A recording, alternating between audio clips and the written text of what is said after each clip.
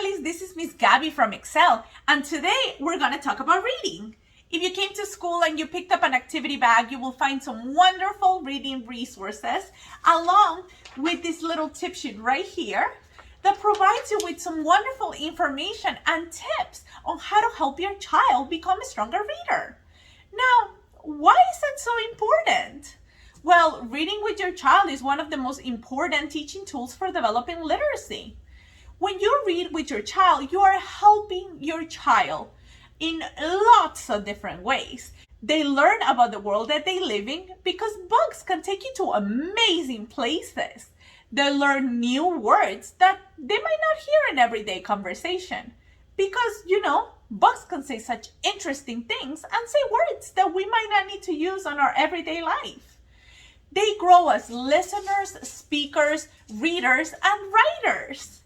They use their imaginations when they're reading. They make predictions about the stories and they experience adventures through their books. They learn how books work.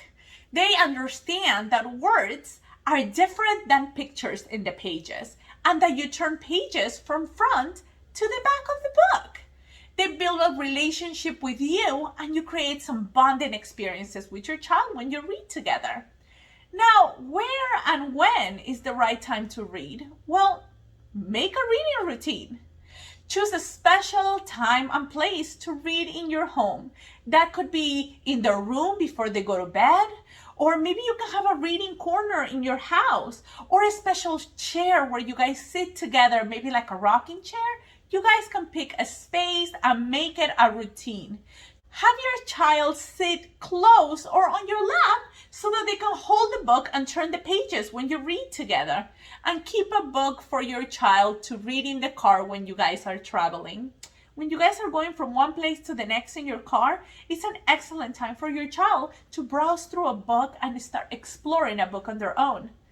Make reading a fun family time. Now, who should read? Everyone should read. Have your child read to you, even if they cannot read the words. And let them tell you a story by just looking at the pictures in the book. Let them create their own story. It'll be a lot of fun and your children can come up with fantastic adventures. Research has shown that reading with your child can be the single most important factor in predicting your child's early school success. Did you know that? Well, how can you do your best? How can you read to your child so that they enjoy it the most? Well, read with enthusiasm. Change your voice to be the different characters in the story. You can make some really silly voices and have a lot of fun. Use your face to show expression, such as excitement, or being scared, or being sad. Have fun with it. Talk about the pictures and any new words in the book. You will always come across new words. Take a pause. Explain to your child what is that word that they just learned in the book. Ask questions during the story. Ask them, what do you think is going to happen next? Or what do you think is happening right now? How do you think we can solve this problem? Take your time and ask some questions and read their favorite books over and over and over again. You may think that you need to read a different book every day, but the truth is that you don't. You can read the same books if your child is enjoying them because they're learning through that read, even if it's repetitive. Now, here are some helpful hints for when your child isn't interested in reading. We all know that can happen. Allow your child to choose the book. Don't come with a book and tell them, we're going to read this book. Let them choose the book that they want to read, what their interest is. Let's say, for example, if they want to read a book that you've already read before, it's okay. Give them the chance to do it. Or let them pick a book that has to do with something that they have an interest on. For example, if they like dinosaurs and they want to read a dinosaur book, then let them, because they'll be interested in that. They'll want to know about the story. Look for books and magazines on topics that interest your child. Like we just said, if your child likes, sports, then get a book about sports. Find an interesting page in the book and talk about it with your child. to draw their attention to the story.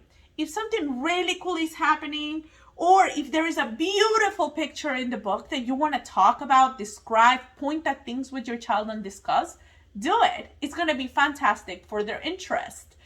And if your child loses interest, it's okay to stop reading and put the book away until later. If your child doesn't want to read, don't force them to read with you. If you make reading a chore or something that they don't enjoy, then they're going to be more hesitant to read later. So if your child doesn't want to read right now, it's okay. Put the book away. And of course, don't forget to visit your local library. Local libraries has lots of opportunities and lots of resources and books so that your child can enjoy all sorts of different stories. Now, if you look into your bag, there is going to be some wonderful materials that will help you with reading. Of course, a book, which is a wonderful story that your child is really going to enjoy. The name of the story is Flower Garden, and it's a story about family and love, and I think you guys are going to enjoy it a lot. Also, if you look inside your book, you will find a bookmark. The bookmark has some wonderful tips on things that you can do with your child when you read the book. It has things such as vocabulary words and all sorts of things that you're really going to enjoy doing with your child. You will also find these little cards. Now, these cards are story retelling cards. I love these cards, and I think your children are really going to enjoy them. As you can see, have all sorts of different pictures of characters and moments in the story. These pictures are fantastic. These cards are wonderful for reading comprehension because if you give them to your child, you guys can retell the story and say it together by putting the cards in order. Take a moment to play with these cards with your child and let your child tell you the story by using these pictures. I think you will really going to enjoy it. Now that we've talked about reading, we do have a very fun activity for the children that has to do with the story that they'll be reading, which is Flower Garden. We have given the children some seeds and some instructions on how to plant some seeds for them to make their very own little flower garden. You will also find that we gave them a little starting pot and some dirt for them to start their very own flower. Now, let's plant this little seed together. I think we're gonna have a lot of fun doing it. Okay friends, now let's learn how to plant our seed. So for this activity, you're gonna need your bag of dirt, your instructions that are very important, your little planter, and of course, your flower seeds. So now, the very first thing that you're gonna do is you're gonna put some soil inside your flower pot. Okay, so I'm gonna use a spoon for this because since it's such a small flower pot, it will be easier than me trying to get my hands all dirty. So we're gonna put our flower pot full of soil. Now, we're gonna ask your kiddos to just open your seeds and pull out the seeds. You can ask them very important questions to help them with this learning experience, such as like, how many seeds do you see? What color is the seed? What shape is the seed? Different seeds of different flowers look different.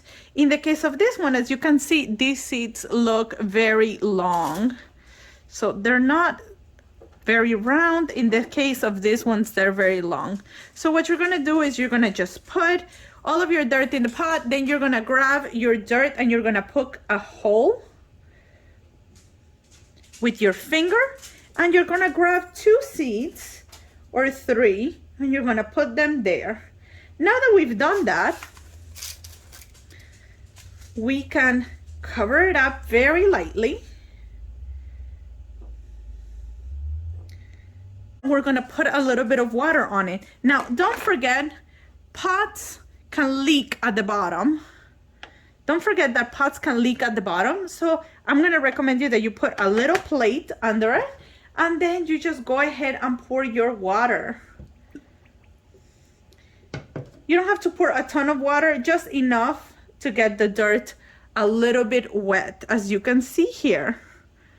If you feel like your little pot does not have enough dirt, you can just go ahead and add just a tiny bit more dirt to it.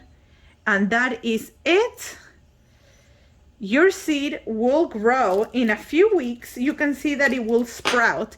My recommendation is put it next to some sun, as flowers really love sun, and that way they can grow better and bigger and taller. Once your seed has reached about 3 inches of height, your sprout, you can transfer that to either a bigger pot, or you can just plant it outside in the dirt in your house if you want to, or you can just transfer it to any kind of other thing.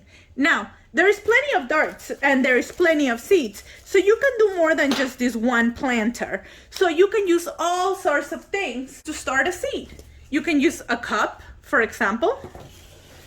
I am going to recommend that if you use a cup, make some holes in the bottom so that the pot can drain. Because if you put too much water in the dirt, the flowers will not grow, they'll just drown. So you can use a cup. If you have an old carton of eggs like this, you can use this very much like this little pot that you have as a seed starter. So you can put your dirt in the different holes. You can poke your hole in the dirt, put your seeds, and you can watch it grow. Now, as I said, let's put our seed right next to a window where it can get lots of sun. As you can see, you guys can grow different seedlings in different things. Just, it could be in our little pot, or as you can see here, I've used cups as seed starters for different kinds of plants.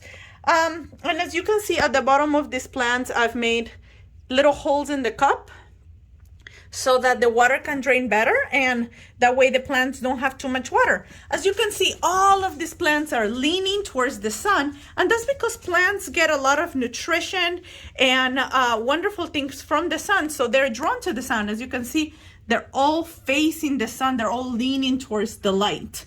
So that is why it's very important that you grab your little seedling and put it in a well-lit area. Well, thank you, families. I had a wonderful time planting our seed with you and talking about reading tips with you.